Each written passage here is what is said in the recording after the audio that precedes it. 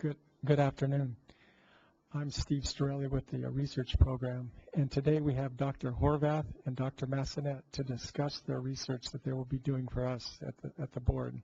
So if you're interested in how one would go about estimating greenhouse gas life cycle emissions from retail products purchased, used, disposed/recycled in California, you're in the right place. Dr. Horvath is an associate professor in the Department of Civil and Environmental Engineering at UC Berkeley and is director of both the Consortium on Green Design and Manufacturing and the Sustainability Certificate Program for Engineering and Business. His research interests are in developing methods and tools for environmental and economic analysis of civil infrastructure systems and has focused research on the environmental implications of the construction and electronics industry. He's also interested in life cycle assessment modeling using environmentally augmented economic input-output systems.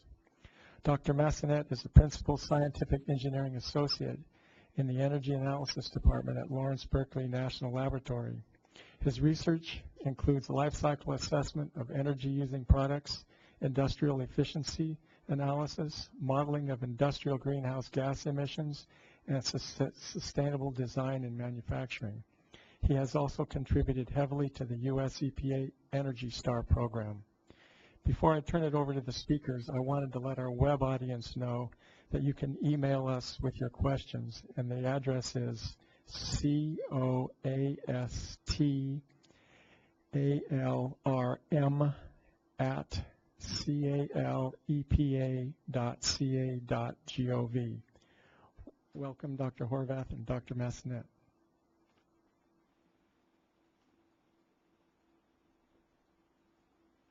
Very much. Really good to be here. Let me just say, and thank you for the very nice introduction, Steve.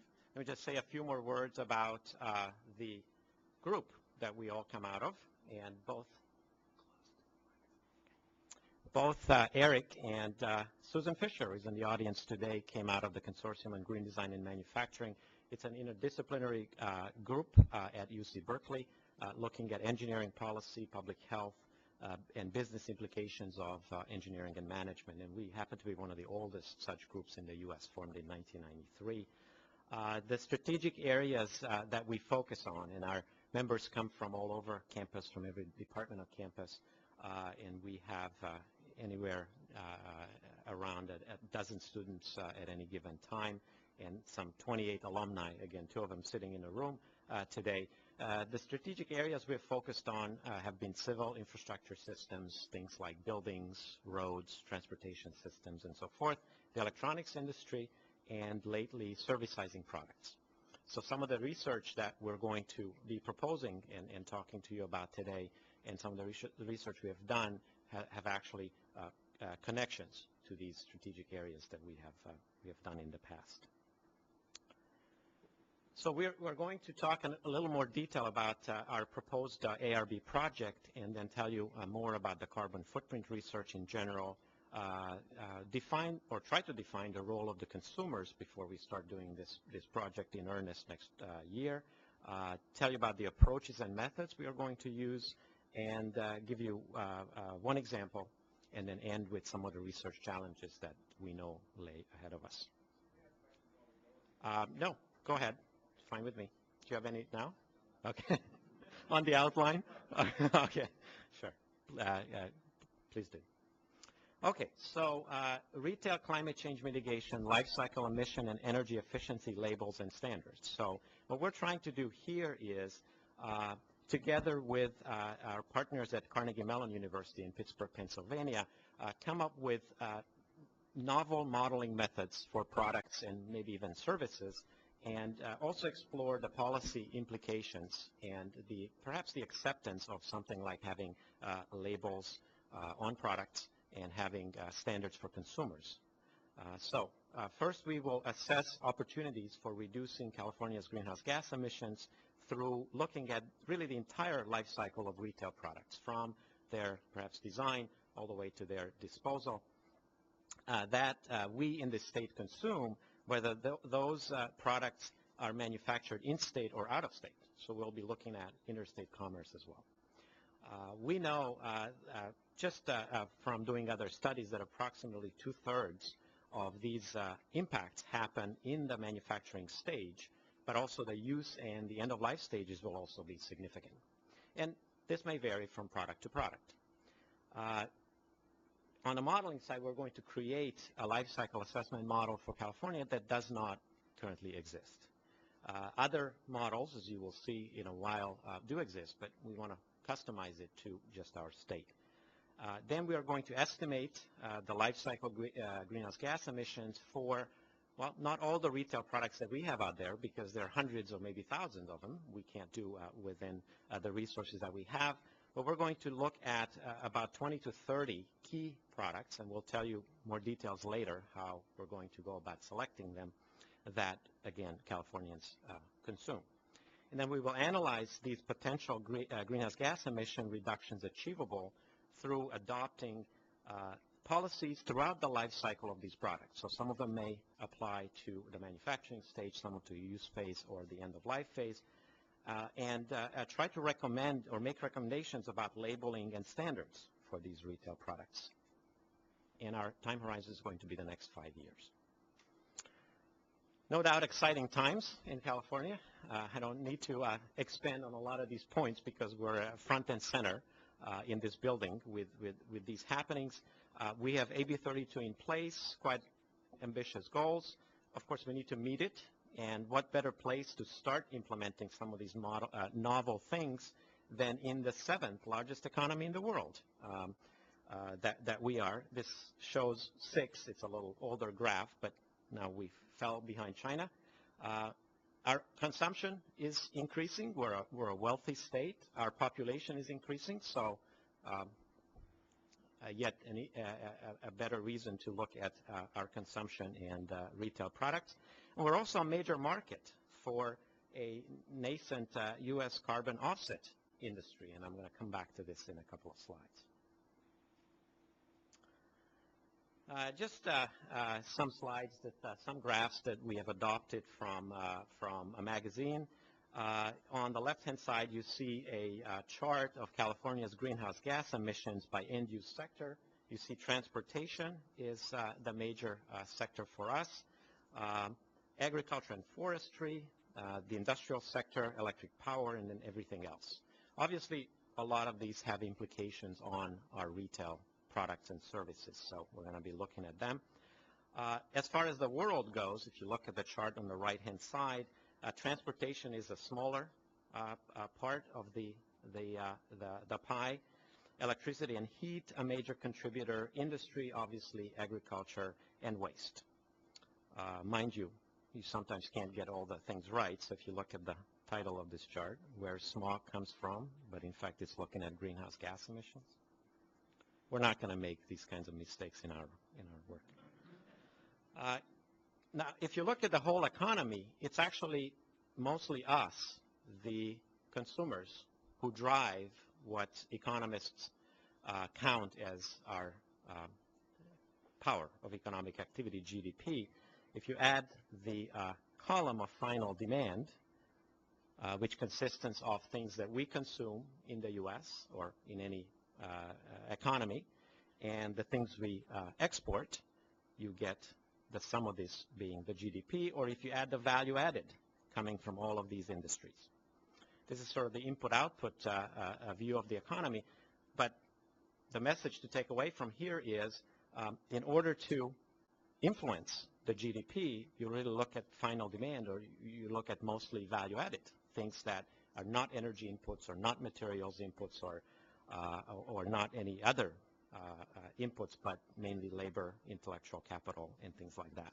So looking at the final demand column again, we as consumers have a major say in our economic activity, also in our emissions. So this isn't necessarily being the same, and I'm going to come back to this in a couple of slides, but with this kind of research, we would like to put an emphasis on the role of the consumer, more so than perhaps in the past. Some preliminary studies namely this one from Scott Matthews from 1999 in his PhD dissertation, and he's part of our research team. Some of these studies have already pinned the consumer as a major contributor to greenhouse gas emissions. Up to perhaps 80% of our carbon footprint is attributable to the purchase, use, and disposal of retail products. So again, a good reason to look at this. The consumer right now doesn't have very good information. Yes? I have a question about that first bullet. Are you including automobiles as a retail product? Because the 80% is so large. Yes, we are. I'm trying to understand it. Yes, we are. A little later, you're going to see a slide of how our consumer purchases are divided by the different categories, and transportation is in there. Yes?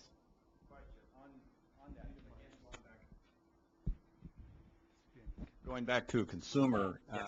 as far as the imports, the majority of carbon monoxide is coming out of basically ships that are bringing stuff into this country and taking stuff out, because there's no pollution controls on vessels. They're getting larger all the time. Therefore, they have more pollution on the ocean-going vessels than you do in all the cars in the U.S. And you just had a seminar on that, I think, not too long ago in this very room. Yes, absolutely. And I'm sorry, your question is? Well, I just wondered if that's figured yes, in. Absolutely. You're absolutely right. Transportation, whatever mode it is part of this framework, including ocean-going vessels. So the consumer doesn't have perfect information. I think that's an understatement, especially about retail products. But, you know, we do have some guesses. Obviously, a compact car is probably going to be more energy efficient than an SUV. An incandescent a bulb might consume 4 or 5 times more electricity than a compact fluorescent. So we can judge perhaps by the label. But how about paper versus plastic cups? Do we know the answer to this really perennial question? Or shopping bags. You all know that San Francisco banned plastic bags not too long ago, mind you, not on the basis of their environmental footprint, but we still have a lot of unanswered questions, actually about basic things, and what more basic than plastic versus paper cups.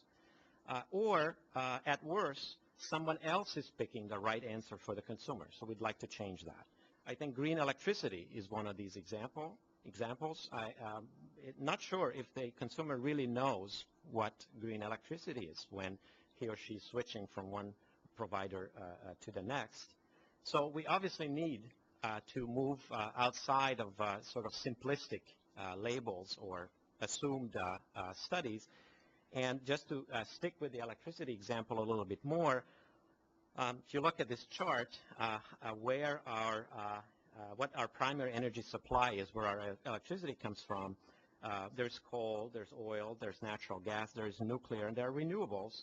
And if you do accounting for the greenhouse gas emissions of each of these individual ones in somebody's energy portfolio, very often you're going to see that some of these categories just don't have any greenhouse gas emissions assigned to them, nuclear or renewables.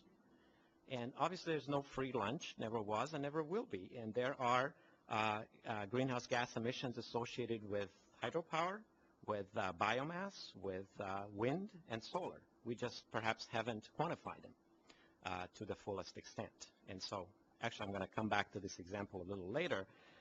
This has obviously implications to the consumer, but also to calculating the consumer footprint of entire countries or entire industries. If you look at the right-hand side here, in some countries, the contribution of renewables and nuclear is larger than in others. So if we assume that nuclear was a zero source of greenhouse gas emissions, keep losing my mouse here, countries like France would really have a small carbon footprint. Not fair. So obviously we need to change this and be comprehensive when it comes to life cycle carbon accounting. In this project, we're going to rely on other people's work, partly ours, partly others. And here is an example of some really good work having been published already. This is the Life Cycle Environmental Assessment of Products and Services, or LEAPS model, coming out of Berkeley, the Berkeley Institute of the Environment. Chris Jones is the gatekeeper of this research, so if you want to send an email, there's his email address. You can find this calculator at consumerfootprint.org.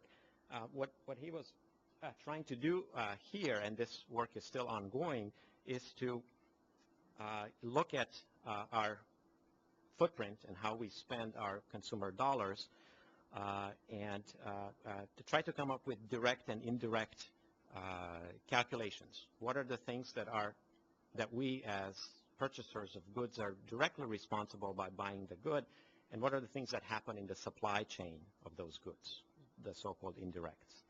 There are also other uses of such a carbon footprint calculator. Retailers may adopt it for sort of carbon neutral shopping purposes, and there's more and more talk about point of sale or online offsets.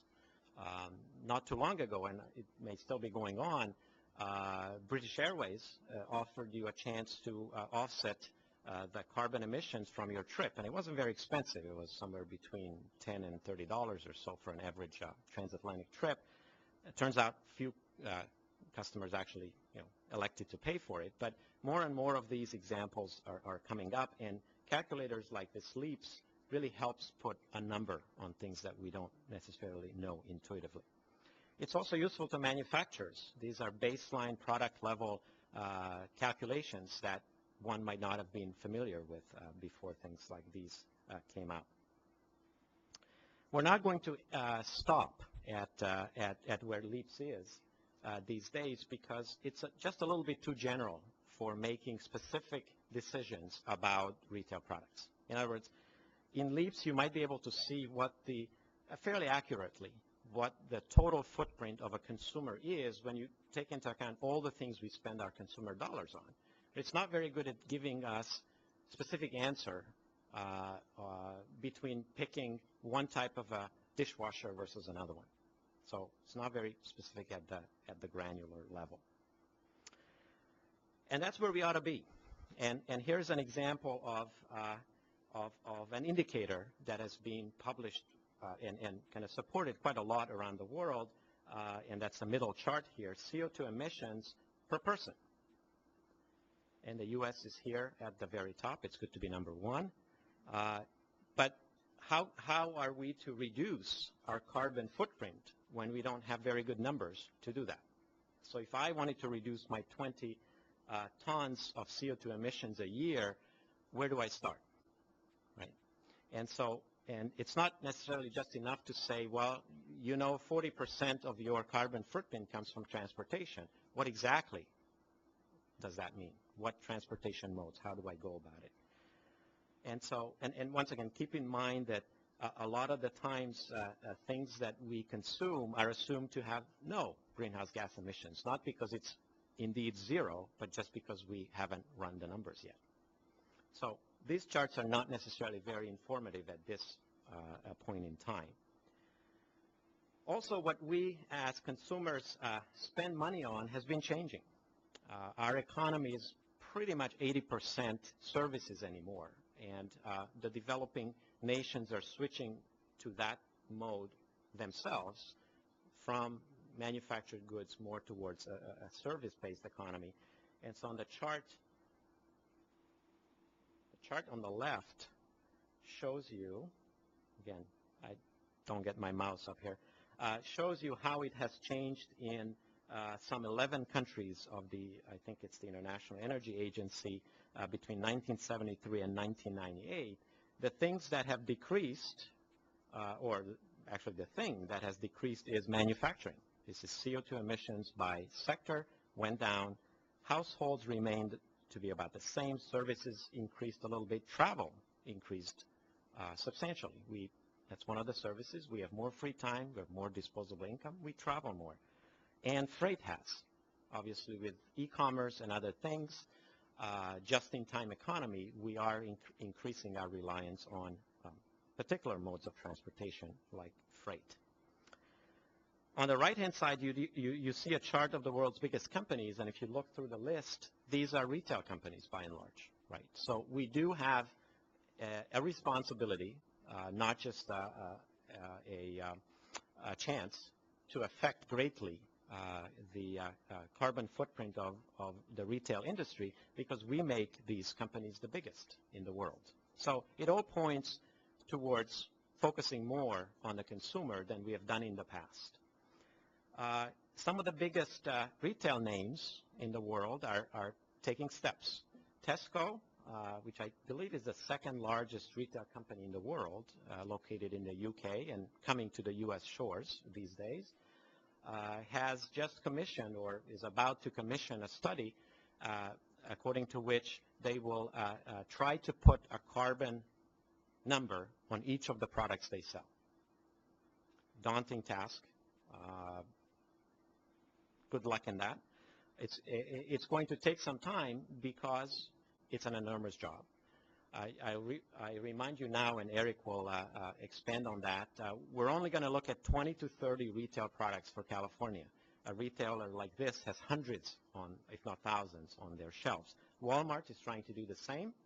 Home Depot is trying to do the same. These days, when you open a newspaper, you're going to see another declaration from another retailer saying they want to reduce their carbon footprint. Where we're coming from in this project, as well as from, in our past work, is first we need to get the science right. We need to get the framework right. We need to gather the data. We need to be critical about that, and we need to put a number before we can take action. So we think that actually, focusing on the numbers first before we try to make policies is the way to go, and it's not going to happen overnight. So here's a breakdown of the annual expenditures of a U.S. household. These are Department of Labor statistics. We spend most of our money on housing and transportation, but number 3 right there is services. And food and goods follow, goods that are not either food or related to housing. And so this gives us a good first cut, perhaps, to try to focus on where we want to look, where the emissions might also happen. I mentioned to you earlier that we're changing as consumers what we spend our money on, and here's another graph of it. Notice the title of it is phones, not beer. Telecommunication services went up by about a half in the last 10 years that this graph looks at. Health services, education, and other services. So one of the things that we're contemplating, and keep in mind we haven't started this project yet, we're actually going to start it next January, is whether or not to include services in our analysis, because this is in fact where we see the biggest change, the biggest increase. So more and more of our dollars go towards services. So it's good to look at retail products, but it's probably, if not within the scope of this project, but then certainly in some other projects, it's good to look at services as well. So it's an important area of future inquiry. Here are some preliminary results from the LEAPS model, courtesy of Chris Jones from UC Berkeley. You've seen in this previous graph dollar figures of what we spend our money on. Here is a first cut at where, what categories we emit CO2 from as a result of our personal household actions. These are metric tons of CO2 equivalents for transportation, housing, food, goods, and services. It does turn out, since I've been sort of talking about services a lot, that in this kind of a setup, services have the smallest footprint. But as I mentioned to you, and with all due respect, this isn't the most perfect model. This can be further refined, and maybe we will see some changes in this rank order. Transportation is the number 1, but if you look at housing, food, and goods, there are lots of retail products in there, out of which we're going to pick 20 to 30 to focus more. The split between direct and indirect impacts, direct, again, coming from directly purchasing that product, using that product, disposal is not very well handled in this LEAPS model, it would be the direct impacts, and everything else that happens in the supply chain, the manufacturing, the transportation of the goods is the indirect. There's a little bit more, according to this analysis, on aggregate in the indirect supply chain than in the direct, primarily because of the food, goods, and services categories, where there's very little direct impact happening. If you go perhaps into a bank, there's only so big of a carbon footprint you're going to create, but there is a very extensive supply chain behind it in the electricity generation industry, in the paper industry, and so forth, without which the final service provider would not exist. So looking at the indirect impacts is obviously very important. I'm just going to spend the next couple of minutes telling you about our methods. Okay, I'll wait for the question.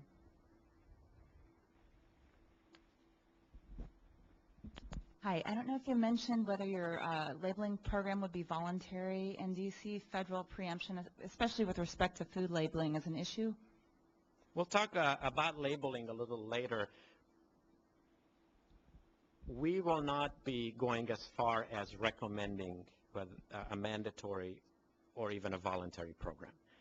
Our goal, at least that's our understanding right now, is to provide the numbers, and maybe in a second stage, somebody can take this on as exploring the feasibility of what labeling program might work best. But again, we're kind of the numbers guys. Okay. So what methodology we're going to use? Life cycle assessment, something that is really becoming very popular. Again, just in the last couple of days, if you open some of the biggest newspapers, you've seen some notion of life cycle assessment mentioned. The New York Times had another day a nice article about food miles, how locally produced food may not be the best from a carbon footprint perspective. And here's an example of a label that is being talked about as imminent, to put the number of miles on the food items that we consume. Doesn't tell the whole story. I mean, the food may have come from the other part of the world, but the locally grown food might just be as bad or even worse. So we definitely need to provide the right numbers and then interpret them correctly so that the label actually conveys the information it's meant to convey, which is truth. So we're going to develop a life cycle assessment framework for California, basically going through all of the major life cycle stages for these retail products. As far as inputs and outputs go, we're only focusing on greenhouse gas emissions now. I'm going to skip this one just in the interest of having a little more time in focusing on what kinds of models have been mentioned as far as LCA goes. This is complicated stuff. It's very time intensive, it's very data intensive, but even a modeling part has had some interesting arguments flying back and forth in the last 10 years. The traditional way of looking at the environmental impact of products and services has been to dissect it into individual processes. Whether that be manufacturing or a service or transportation or utilities, they all have distinct technical and other processes associated with them. And so looking at each of these processes would give us a sense of what the inputs are for that process and what the outputs are. And then we would just add up our work through this tree of processes at the end, and the sum would be the carbon footprint or the PM footprint or something like that for a product. Unfortunately, this is very complicated, long story short. And one of the reasons we don't know the basic answers to some of our basic questions is because this has been so complicated. Here is an example from my neck of the woods, cement concrete. Every civil engineer eats and breathes concrete. This is one of the most used material in the world. I think 1 billion tons or so of concrete is used worldwide. I venture to say that nobody has a perfect environmental number for concrete because it's been complicated to go through the supply chain. There are many of these processes. I won't go through them, but even if you look at this this chart and you know something about concrete, you know that their process is missing from here. So this is a simplification just to try to get the job done. About, 12 years ago now at Carnegie Mellon, a couple of us got together and said, if we continue at this pace, we're never going to get through all of the products and services in the economy. There's got to be an easier way. And we picked an econometric model, Leontief's general interdependency model that quantifies the interrelationships among sectors of an economic system like the U.S. or California. And what we were looking for here is, in the first step, identification of what impacts happen due to a demand, a purchase by somebody, private consumer or a public agency, and identify what happens as a result of this demand in the supply chain. In other words, if you invest $1 into a product, there are many other dollars that get turned around as a result of that direct demand.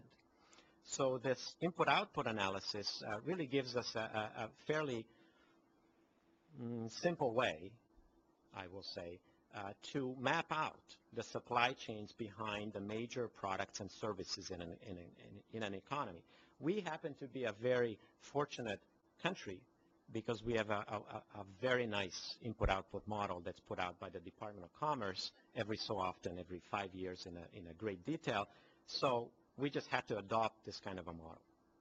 Now, this only gives us dollar figures. It doesn't give us any environmental effect. So what the work was, and I'm just going to jump ahead to come back in a minute, our work was to take the input-output matrix and marry with it an environmental matrix of various kinds of emissions and waste generation factors for the dollar outputs that we get automatically from the input-output model.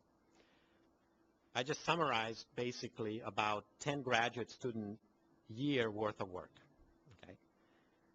So again, what the input-output analysis gives us is if you buy a $20,000 car, $2,500 or so are in the engine, but $2,000 in other parts, $1,200 in steel, etc., all the way down to conferences. So the car company sends people to conferences, and there is a monetary implication of that. There obviously also is an environmental implication. So the beauty of this model is that the same way it can inform economic planning, it can also inform environmental planning.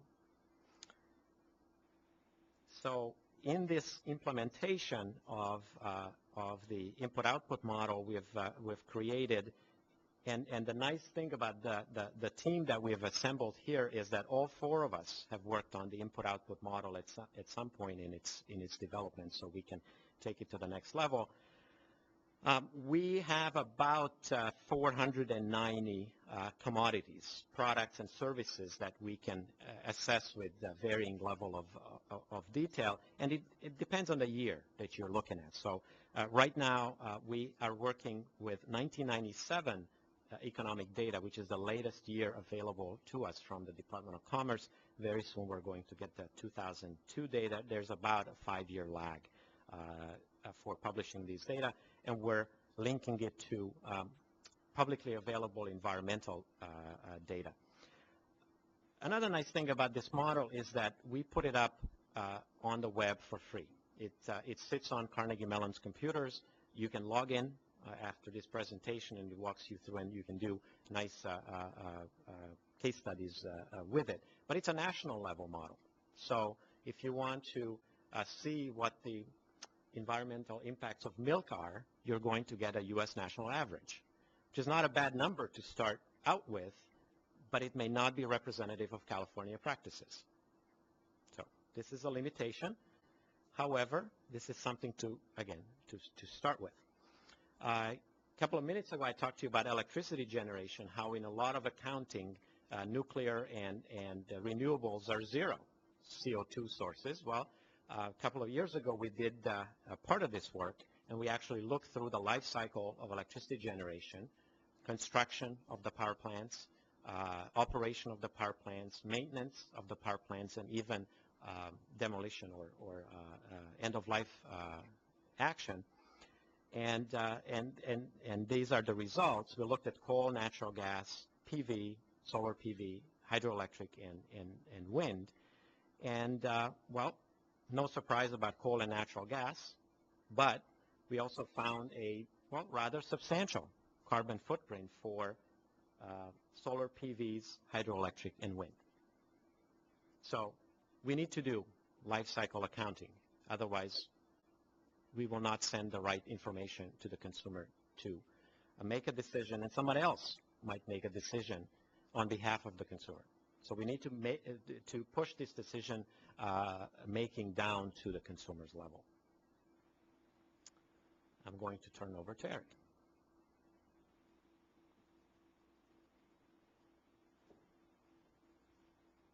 Thanks, Arpad. So my job is going to be to step you through our planned approach for this project. So Arpad talked a little bit at the beginning of the talk about our general strategy. I'm going to talk a little bit more about the details and provide an example of a product case study, which we've already done in a previous project that's similar to what we will be doing in this project, aimed at identifying the opportunity for greenhouse gas emissions reductions through a retail product label or standard.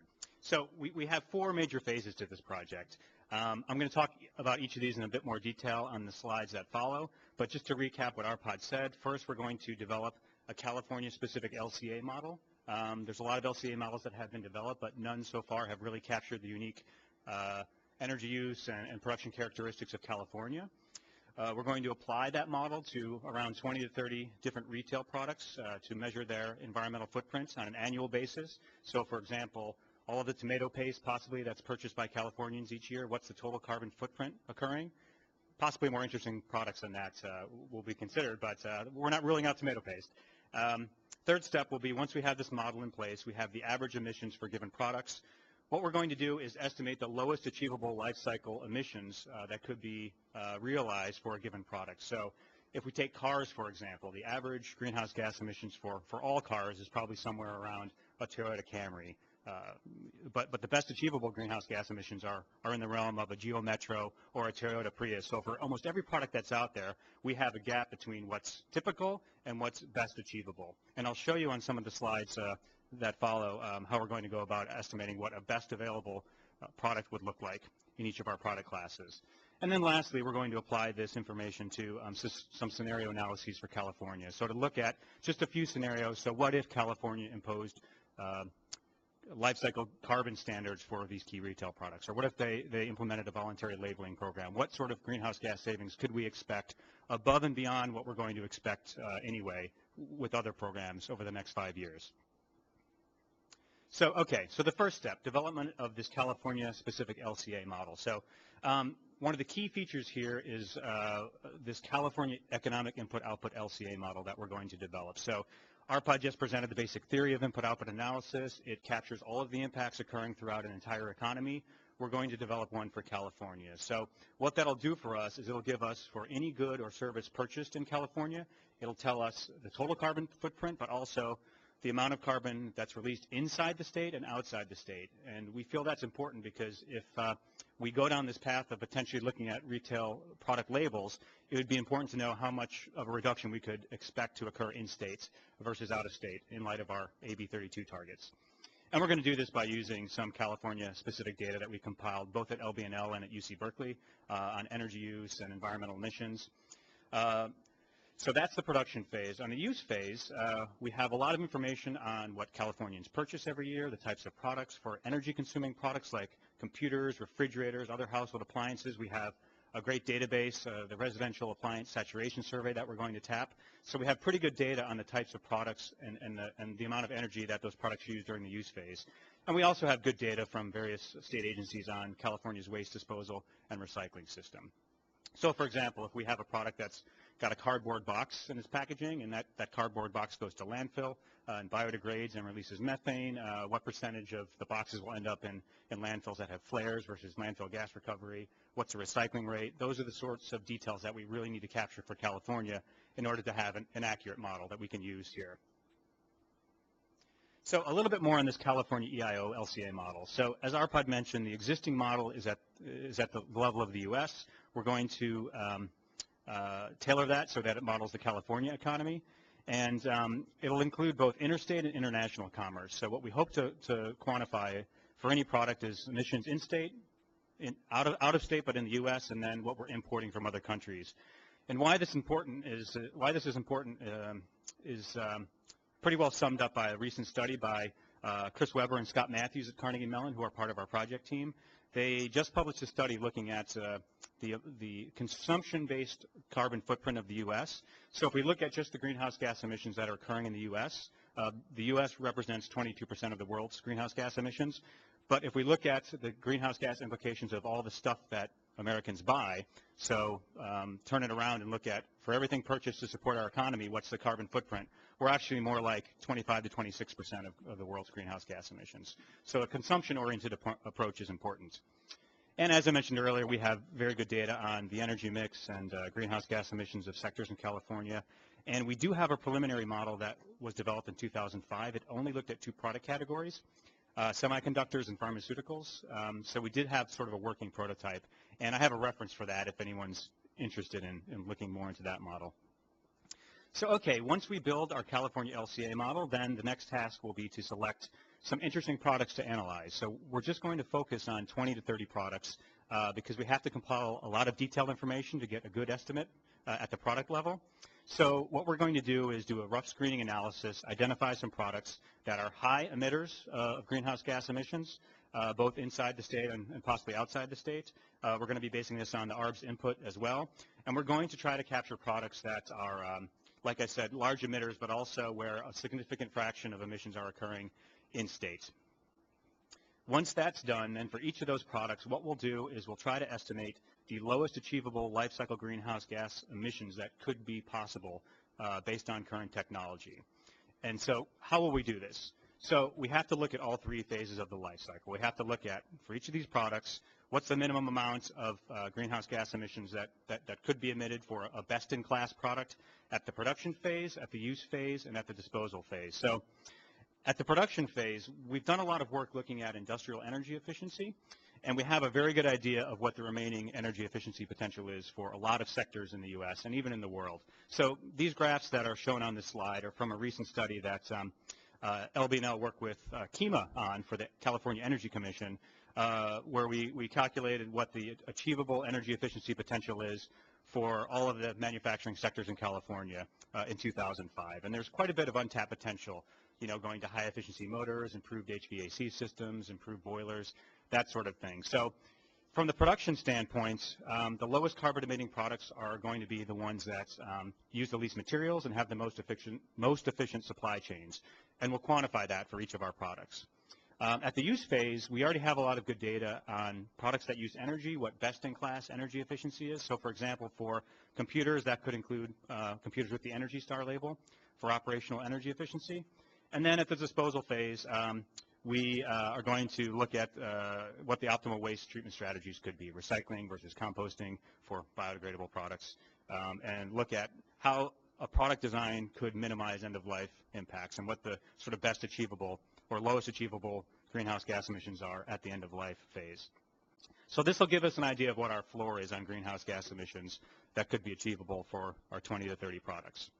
So once we have that, what we'll have is typical emissions, minimal emissions for our 20 to 30 products, and we're going to do some scenario analysis for California. So we're going to look out only 5 years into the future because beyond that, a lot of products may change, uncertainties sort of stack up, and we're also going to take into account the naturally occurring reductions that may happen for the products that we select. So for example, computers are getting more efficient.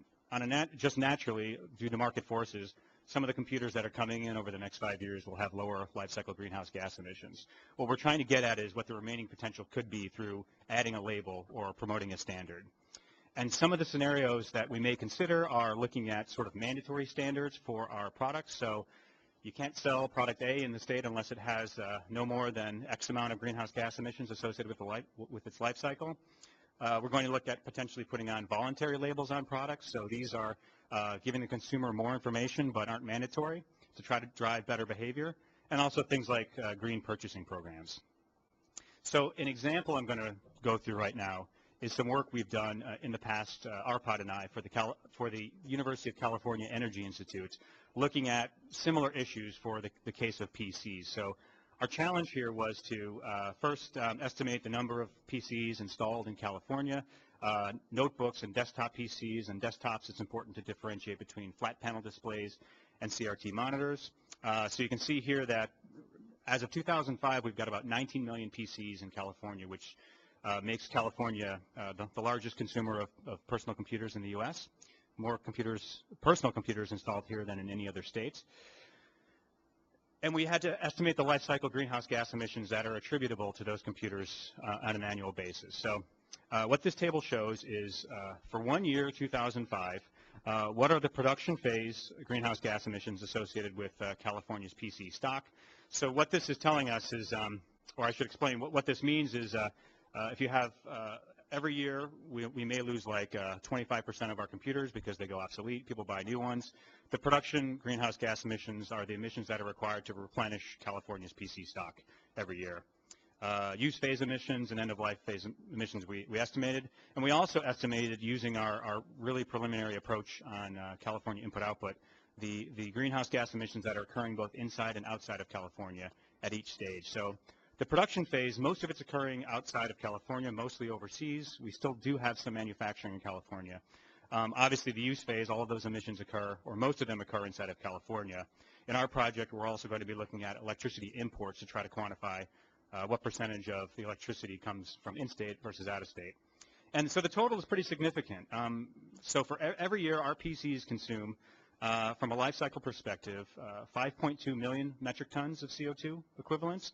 That's about 1.16 million automobiles, so a pretty significant amount of emissions, and it's about 1.3 of California's net greenhouse gas emissions. Now, all of these emissions aren't counted in California's current greenhouse gas emissions inventory. I just wanted to put that number into perspective. But for one product, 1.3% of a state's emission is pretty significant. So the next step was we took a look at some policies, more so than what you see here on the screen, but these are just some strategies that can be employed in the life cycle of personal computers to reduce their overall greenhouse gas emissions. So at the production stage, just improving the manufacturing and energy efficiency could reduce, for the California PC stock, could reduce emissions by 6% alone. There's tremendous potential left in the computer supply chain for energy efficiency. Reducing PFC emissions from manufacturing semiconductors, there's a big push underway to eliminate those high global warming potential gases. That could lead to another 3% reduction. So here are two examples at the production phase of practices that could be reinforced through a labeling or a standards program. So perhaps we require embedded carbon emissions labeling for manufacturing emissions on computers that come into the state, and manufacturers that employ these practices would be best in class and would have lower emissions than potentially other products.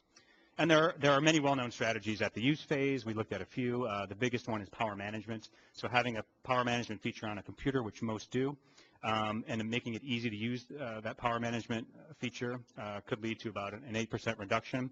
And then at end of life, promoting upgrading instead of disposal of computers could lead to significant reductions in life cycle greenhouse gas emissions.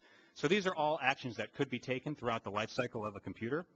And so how could we translate that into a standard or a proposed label for a product? Well, we could reinforce some of these actions that I mentioned. So at the production phase, it could be that we could require labeling of embedded energy use and greenhouse gas emissions, which would reinforce some of these efficiency practices. Mandate minimum recycled content to receive a label. Computers would have to be designed for ease of upgrading. All those strategies would minimize their production phase greenhouse gas emissions. At the use phase, we could award labels such as Energy Star, or even more aggressive ones such as Japan's Top Runner program, so that computers sold in California are maximized with respect to energy efficiency, including things like high efficiency power supplies, minimal standby losses. We could promote the use of flat panel displays versus CRT monitors with either standards or labels. And then at the end of life phase, to minimize the greenhouse gas emissions associated with disposal, we already have a very solid recycling program for e-waste in California. However, a lot of those materials end up being shipped overseas currently. So it's better than going to the landfill, but there's still some room for improvement. So we could have standards that mandate take back and recycling in-state with full end-of-life fate reporting, issues like that. So these are all things that could be used to set a standard for a best-in-class product in California. So based on this analysis, we did just a very preliminary cut at what savings could be achievable over the next, well, it's 5 years now, but at the time of the study it was 7 years. So what this chart shows is over the period 2005 to 2012, the baseline scenario is where we projected the greenhouse gas emissions of California's PC stock going, just sort of based on natural market mechanisms. So this is cumulative emissions occurring over the 7-year period. So on the baseline scenario, total emissions, the yellow bar, a little over 40 million metric tons would be expected to be emitted from California's PC stock. But we also looked at, well, what if we had a standard or a label reinforcing best practice or the lowest carbon version of a PC over the next 7 years? What are the reductions that could be achievable? And so using this modeling approach, we projected that life cycle emissions could be reduced by about 25%. So 11.3 million metric tons. That's about, I don't know, maybe 3 million cars, 2.5 million cars off the road over that period in a cumulative fashion. And we were also able to estimate roughly what the savings would be in-state and what the savings would be out-of-state. Again, to see how effective such policies would be for helping California meet its AB 32 targets and other greenhouse gas reduction initiatives. So this is our last slide. I'm just going to wrap up with some of the research challenges we're facing. You probably gathered from all the slides and the methodology that it's going to be a complex but very interesting project. And anytime we work with data, there are always data uncertainties. So I tried to include, going back, error bars based on the data ranges that we used in our model on each of these projections. And you can see that there's an awful amount of uncertainty, an awful lot of uncertainty for a lot of these estimates. So we're going to try to do a very thorough treatment of uncertainty so that once we have this model and our analyses done, if anyone wants to take a closer look for evaluating policies or moving to the next step, they'll know how good these numbers are and what, where the uncertainty might be a limitation. We have a large number of products we're going to consider. We're going to have to pick just 20 or 30, and we're going to focus on the most significant ones to California. Another major issue is that we're dealing with old data. 2002 data will be the latest and the greatest from our perspective. Those are already 5 years old, and supply chains change constantly. So, moving forward in our projections, how static will supply chains be? What is the uncertainty associated with assuming supply chains stay the same as they did in 2002 when we're projecting out into the future? The functional unit is another important aspect that we're going to have to consider. And what the functional unit is to use the example of, the functional unit relates to the service that's being provided to the consumer. So if we take, for example, a pair of shoes, and we have one pair of shoes with low carbon emissions and another pair of shoes with higher carbon emissions because it has more material, it's more durable, we might say, well, we should buy the first pair of shoes because it has the lowest carbon footprint. But if you end up buying 2 pairs of those shoes for every 1 pair of the other shoes you buy, because the latter are much more durable, they'll last longer, in the end, you might have a net increase in carbon emissions. So the functional unit gets at what service is being provided to the end consumer, so you can compare options on an apples-to-apples basis. Product designs, they change all the time. We'll have to accommodate that in our modeling practices. And we did so for our PC case study, and we're going to try to capture that in the work moving forward. And then the last key challenge is we want to design a model that can be updated over time. So a lot of LCA studies are great when they first come out. They're representative of one discrete moment in time, and then as time goes by and other products emerge, they go on a shelf and they can never be used again. So we're going to make our model as dynamic as possible. We're going to make it so that it can be tailored to specific electricity grid mixes in California, hopefully changing production patterns so that it'll be a tool that can be valid for years to come. And so that's the end of the presentation. I think we have a Q&A session, but I want to invite anyone who has questions to please don't hesitate to contact either RPOD or me, and our contact information is here. And I guess now we'll field questions if anyone has them.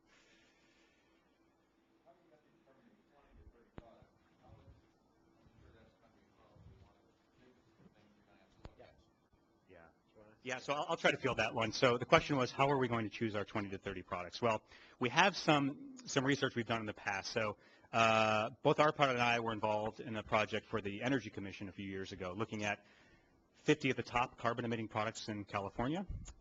It didn't disaggregate emissions into those occurring inside and outside the state, so it was very rough, but we have a rough idea of what the biggest emitters are. So the goal of the model we're building is to tell us which of these products have the greatest impact. So we're going to come up with a short list. We're going to come back to the Air Resources Board. We're going to meet with Steve, our contract manager, and we're going to decide collectively what the most interesting case studies will be. But we're going to try to get big emitters, products that have a manufacturing base in California, hopefully, and we're going to try to focus on products that are maybe novel and interesting and maybe that aren't being pursued by other ARB programs.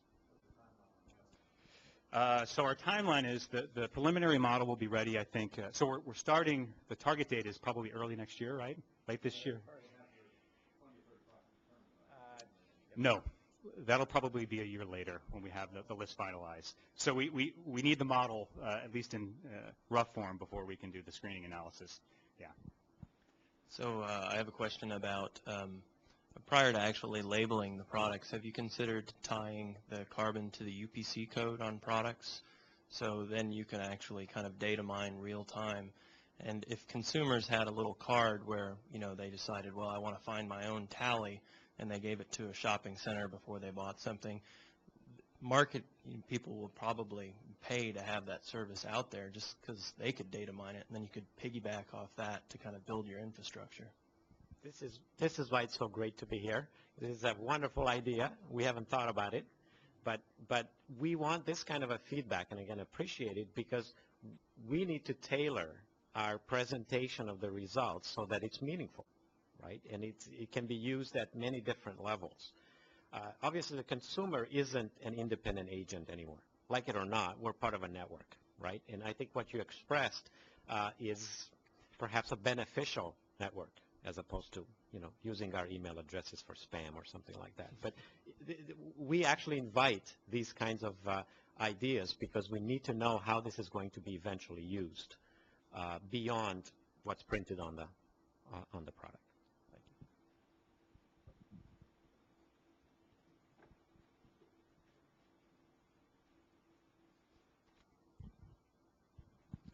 Thank you for this presentation. It's it's interesting and thought-provoking.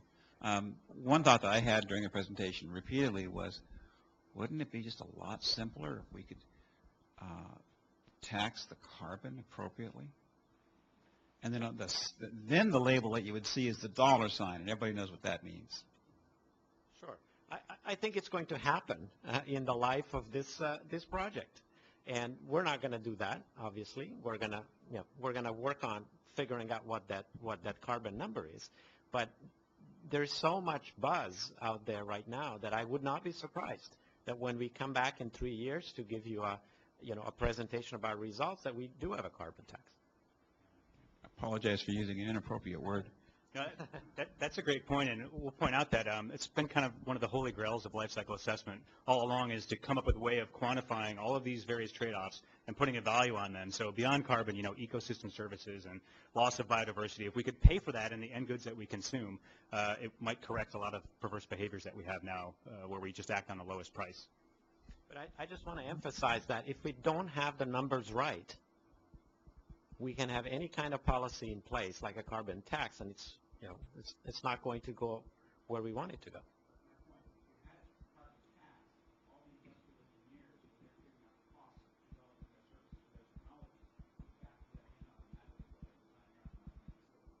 True. Yeah. Good point. Thanks for the presentation. I find it really heartening to see work done that would shed light to the consumer on something that sometimes resonates even more than dollars, which is carbon. I mean, I think we need both dollar and carbon as levers of behavioral change. My question is, you indicated that you're going to be explicit about uncertainty. And my thought is that in some cases the uncertainty is actually variability due to consumer behavior. And the obvious example is cars. Do I keep my tire pressure inflated? Am I running the AC? Do I drive softly or, pretty aggressively? And whereas a wide uncertainty bar might tend to divert effort from a given sector, it might actually be a really good sector to intervene, but from the standpoint of educating people as to how their behavior can affect the use phase. Sure, I think that's a great point, Susan. So it really gets back to how best to interpret the results of the study and how, so we're going to try to be as explicit about uncertainty as we can, but to whom that uncertainty is sort of communicated, I guess will depend on the, how the numbers are used. But you bring up a good point that it's going to be tough to capture all of those uncertainties, and there'll be unforeseen things like you mentioned about tire pressure, or maybe some emerging technologies that come out in our horizon of work here. So it's a 3-year project, and we're going to be projecting 5 years out. So we could have 8 years worth of uncertainty piling up. Let me add something to that, Susan. Again, I agree. It's a great point. We hope that if the labeling program is implemented properly, that it will actually inform the user about how to use the product properly. And nowadays, it's certainly not driven by environmental factors.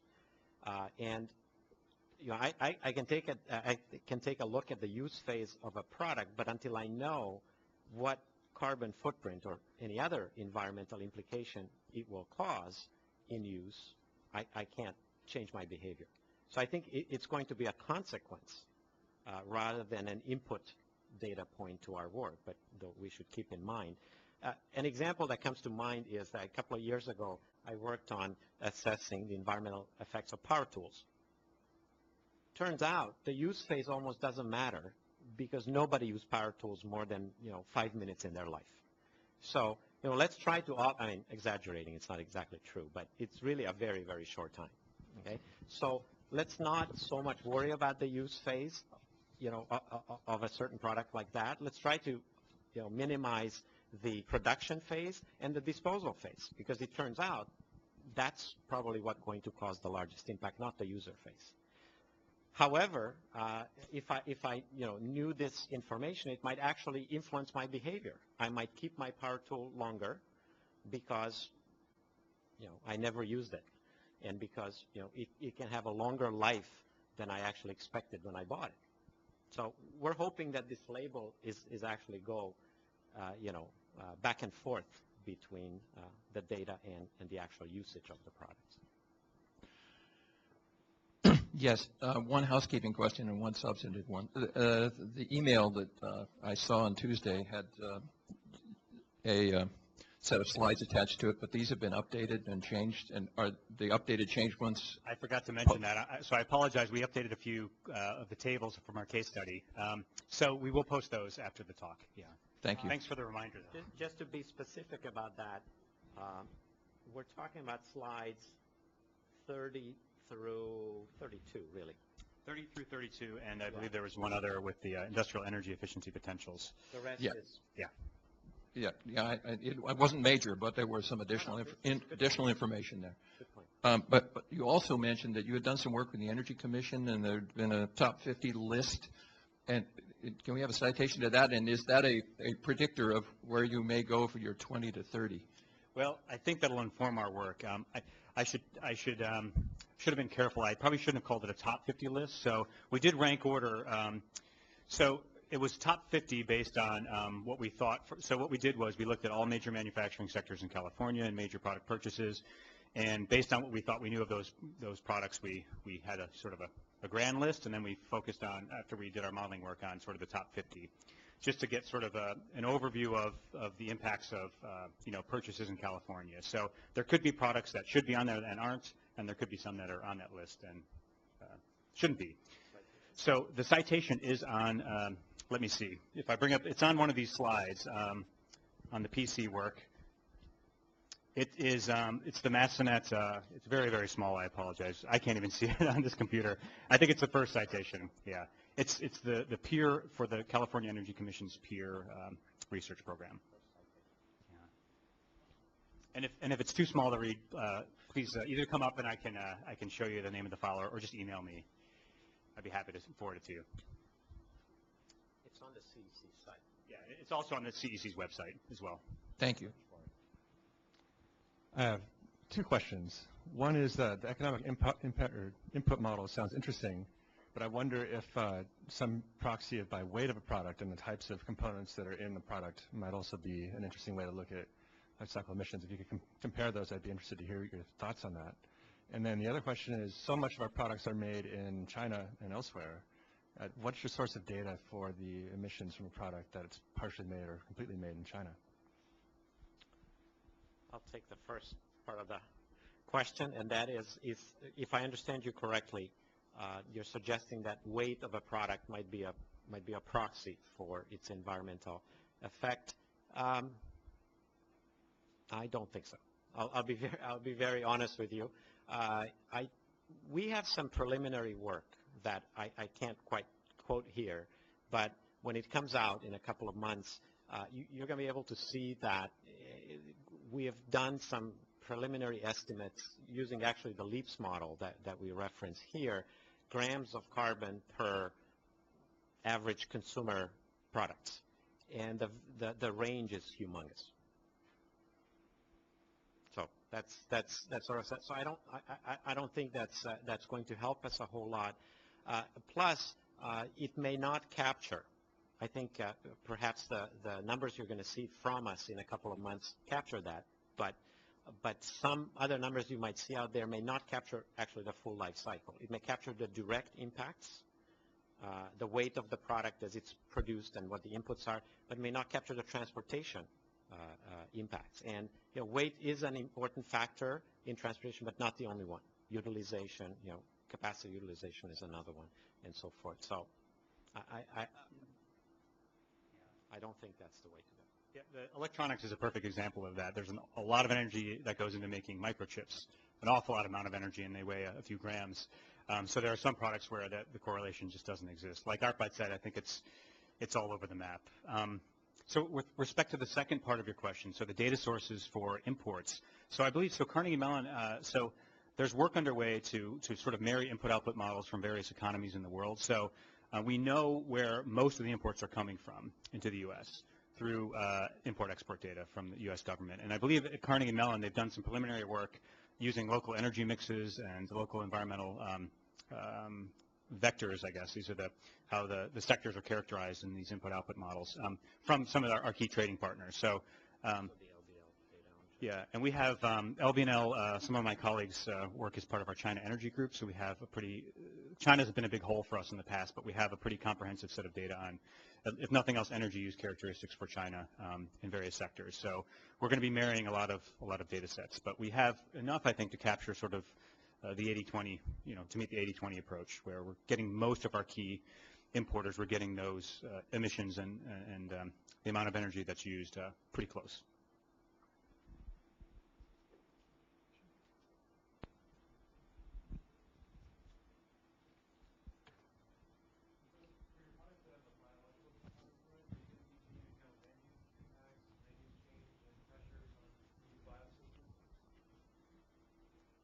Yeah, that's a great question. I can answer that easily. For this project, no. But the beauty of this input-output model is that we can. So we're just limited on our resources and time frame for this project, where we're focusing primarily on greenhouse gases, but of course also energy, because they're so intrinsically linked. But once we have the basic framework of the model completed, where we're capturing all the transactions occurring throughout the economy, we can marry it with other data sets. So the national model does take into account, I think, criteria air pollutants and toxic emissions and maybe waste generation. And so there are ways of capturing a lot of other environmental indicators in the modeling approach from data sets. Now, biodiversity and land use is somewhat of a tricky one, because it's sort of difficult to capture if we take one manufacturing sector. What land use possibly from available statistics, but biodiversity is, I think that's one we all struggle with in life cycle assessment. But we can expand to look at other things. And so will any of your products be like food products, or are those like grains and land use conversion, emission data, stuff like that? You're saying is not going to be included, but you are going to have food products? Well, the emission, the greenhouse gas emissions and energy use associated with, harvesting per acre of grains to input into the cereal manufacturing plant, that sort of thing will be captured. But other implications of land use, such as, runoff or loss of biodiversity, that sort of thing is beyond the scope of what we'll do in this first project. And just one more question. You had a cement life cycle up there, and there's been some discussions about maybe like a low carbon cement standard, and I can see really the development of this project kind of leading into something like that.